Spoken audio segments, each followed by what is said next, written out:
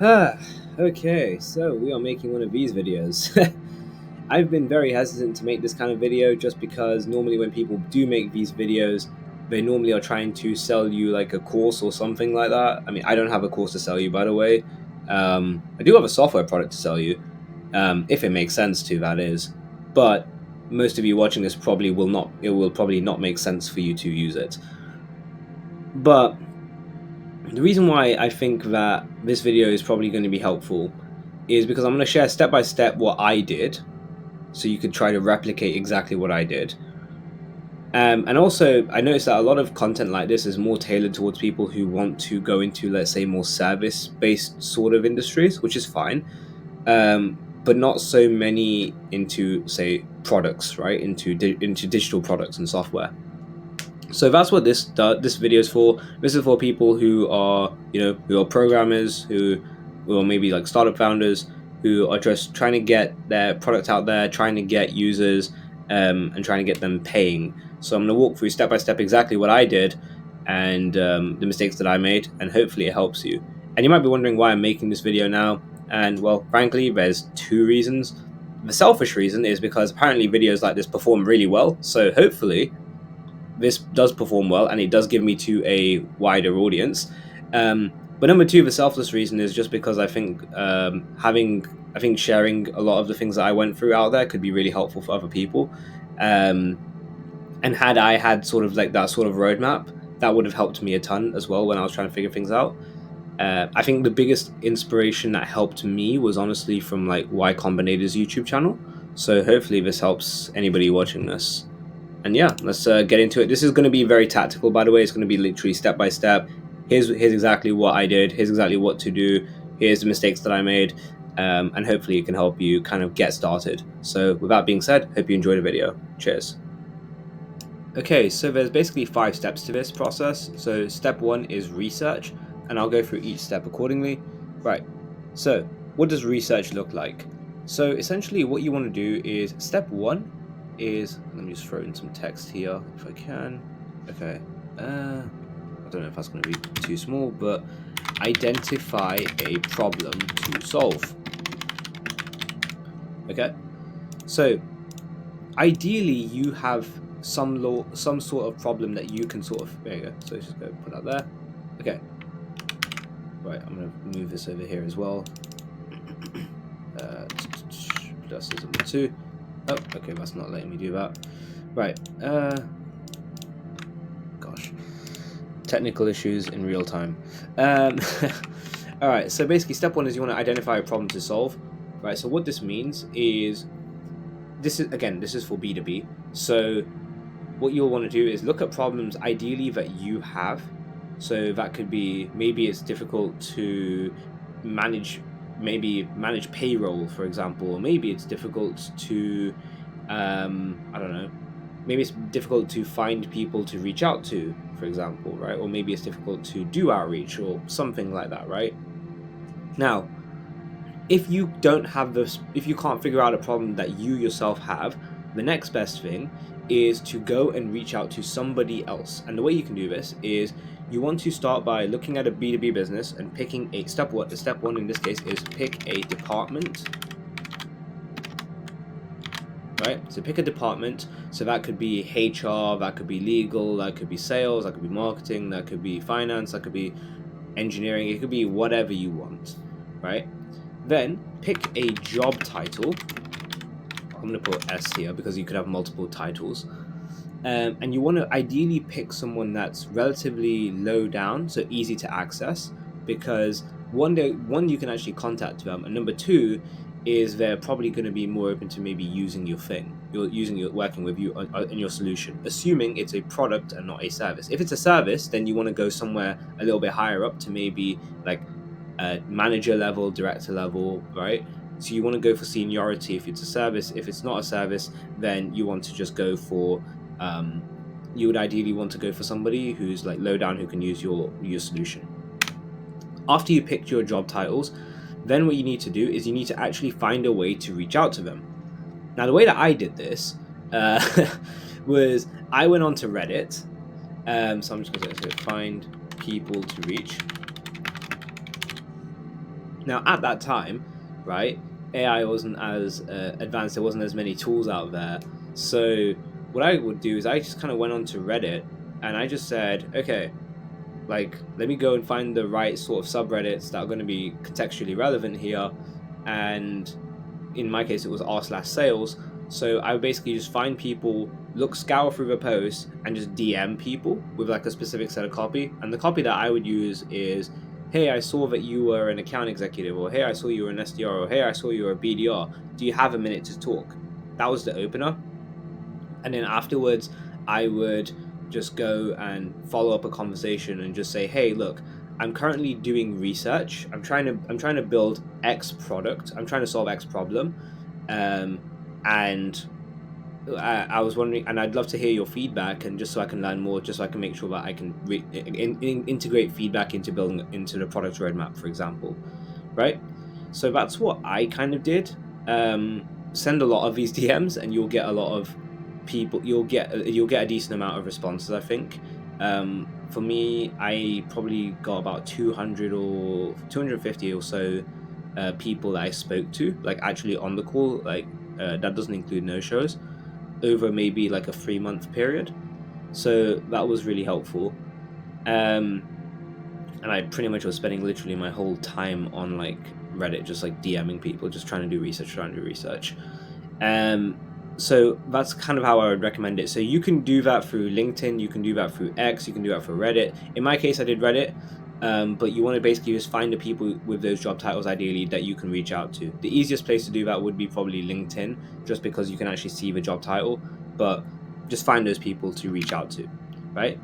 Then what you want to do is you want to do a user interview, right? You want to ask them questions, right? And I'll give you the walkthrough exactly of all the questions or what that looks like. So I might put it in a Google document, and if I do, I'll throw it in the description. But if I don't, then here's kind of an overview of what the questions could generally look like. 1, what does your day-to-day look like? 2, what does X process look like for you? So that X process, basically insert the kind of problem you're trying to solve. So for example, let's say you're trying to help engineers with their PR reviews, right? So you're just trying to help them with their code reviewing. Okay, how does you would ask them, hey, what's the process of reviewing code look like for you? Then ask them, what is the hardest part about that process? Then, when was the last time you encountered that problem? And the reason you want to ask that is because you basically want to identify if this is a frequent enough problem.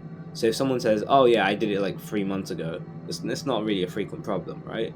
But if someone says, oh yeah, I have to do this every day, I had to do this yesterday, then you've got something that is a reoccurring problem to solve, and that can be really helpful. Then you want to ask why that was difficult, right? So they're going to have an insight as to why something is painful. So maybe it's reviewing code takes too long, or having to test code may take too long. There might be a bunch of different reasons why that's a specific problem, and you just need to sort of isolate why that is a problem. Then you want to identify what they've actually done to try and solve that problem.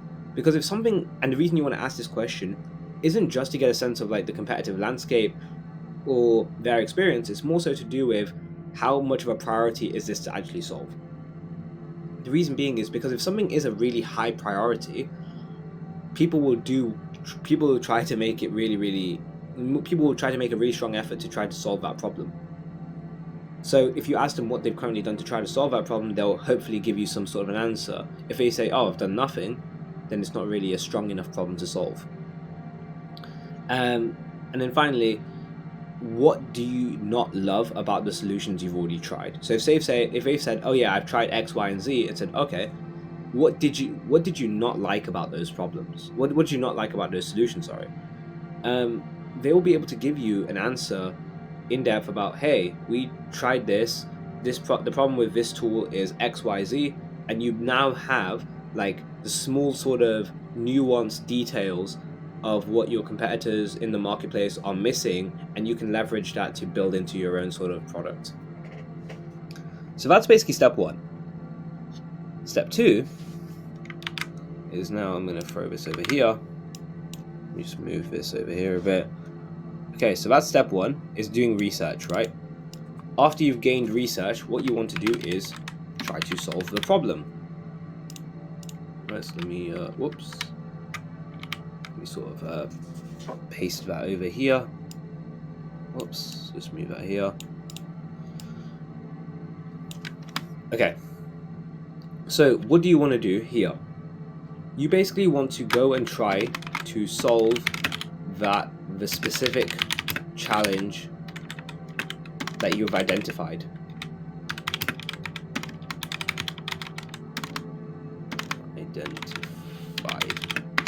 Right? So, after you've identified that problem that you're trying to solve for, basically just go out and try to build a really lightweight solution to that, right? And that could be a product, that could be a service, that's completely up to you. I think a product might be better here, and especially because you've got the ubiquity of AI, it's a lot easier to go and build solutions even if you're not a completely technical person. So after you've gone ahead and you've built the solution, the next step is to go ahead and ask those people that you interviewed to use your solution, right? So ask them afterwards. You don't need to ask them during the interview. You can ask them at the end if you wanted to say, hey, by the way, if I build this, would you be open to maybe trying it out? And you could do that. Now, this is kind of a mistake that I made. I basically asked people who were my original user interviewees to basically just use the product for free and just give me feedback. That helped, and they did give me feedback to an extent, or some of them did, but some of them didn't, right? So what I would recommend instead is ask people to pay for it from day one. Even if it's a small fee, it doesn't actually matter, but the difference you're going to get is that resistance, right? If someone's actually willing to pay for your solution, then it's worth paying. One, it's worth solving because they're actually willing to pay for it. And number two, the feedback that they're going to give you is different because they now have a vested interest in getting a return because they're using their own capital. Whereas if they were just giving you feedback, don't get me wrong, that could be helpful, but there's a huge difference between someone paying for your solution and giving you paid feedback versus free feedback. So I would just go ahead and charge people up front if you can. And if possible, you want to get close to break even, if not profitable, if you can from day one. Now, this isn't the goal here. The goal isn't to actually build profitability. It's actually just getting feedback for iterating on top of. So that's literally it. The goal is just to get feedback. Right? Okay, cool. Now, step number 3 is iteration. Is iterate.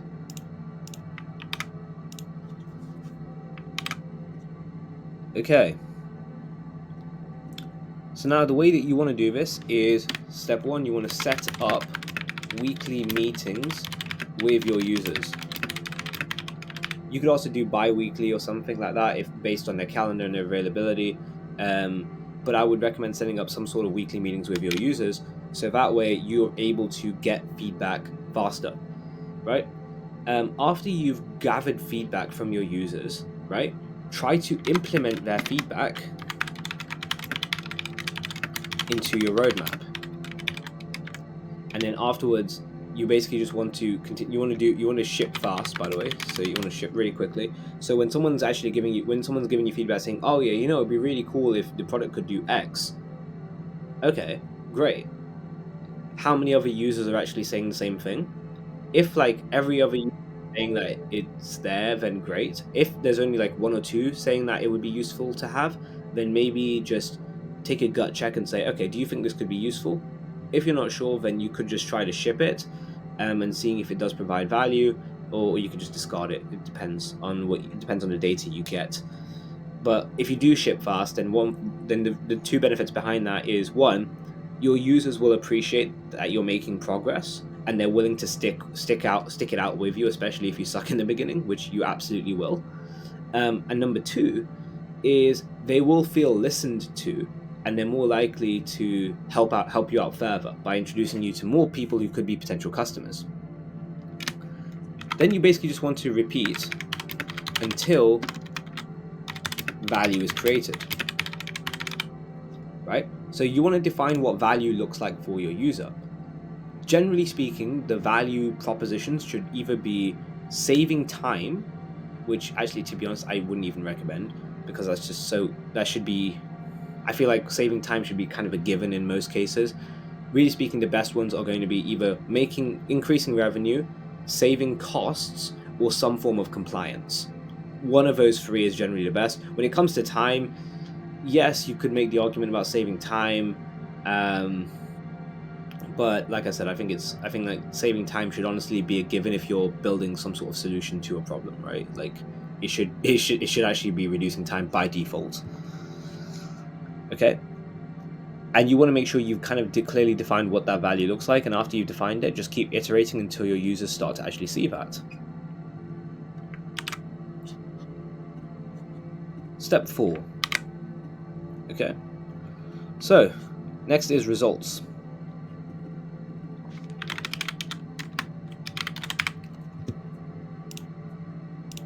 Okay, so let's just move this over here. Okay, so let me get rid of this as well. Okay, so with results, so after your users gain value, ideally they want to gain a minimum of a 2x value. So if they spend $1, they should gain $2 back in value, or they should get something like more likely a 1 to 10 ratio. You're probably not going to get that from the get-go. Realistically, you're probably going to get closer to 1 to 1 or 1 to 1.5 or 1 to 2, and that's okay. You just want to kind of get them some sort of value or perceived value.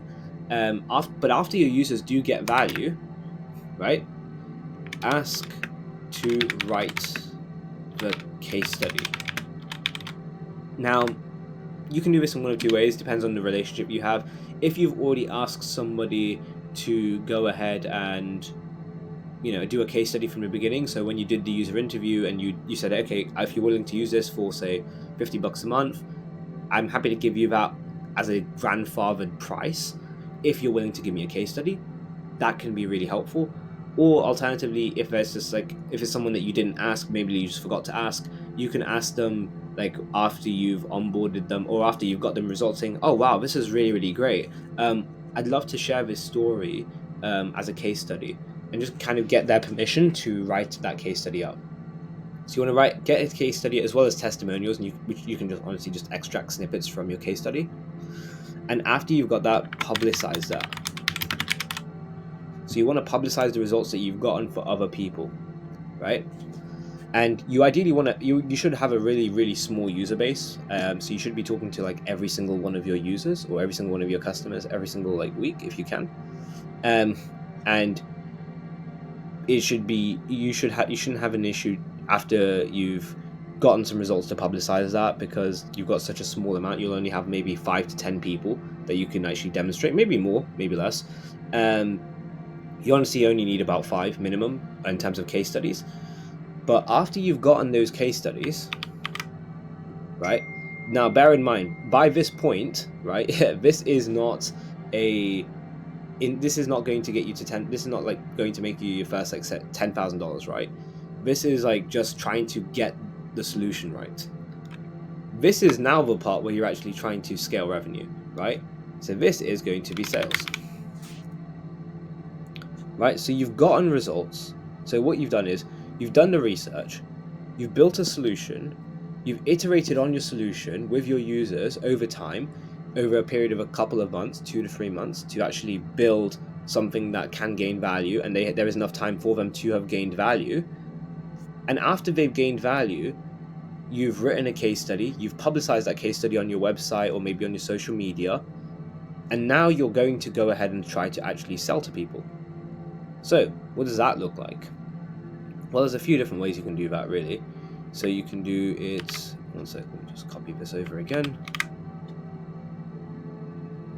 Okay, so I'm going to put this as maybe bullet points instead. So there's a few ways you can do this. You could try doing content and try to drive an inbound funnel engine I would recommend, if you're going to do content though, maybe do that from the beginning when you're starting, when you're really, really early and you're just starting out and trying to build, because that way people can sort of follow with you over time, and that building in public can actually work really well. The second is, in my opinion, is honestly probably the best option because it's the most controllable, and that's going to be outbound sales, right? So in terms of outbound sales, what that looks like is cold emails, LinkedIn DMs, maybe XDMs as well, and cold calling. Now, just as an add-on as well, I've left a free unlisted YouTube video down below that's basically going to outline step by step on how you can kind of get your outbound motion started. It's about an hour long, but it'll basically walk you through everything step by step, so that way you have the best chance of success in actually scaling your cold outreach.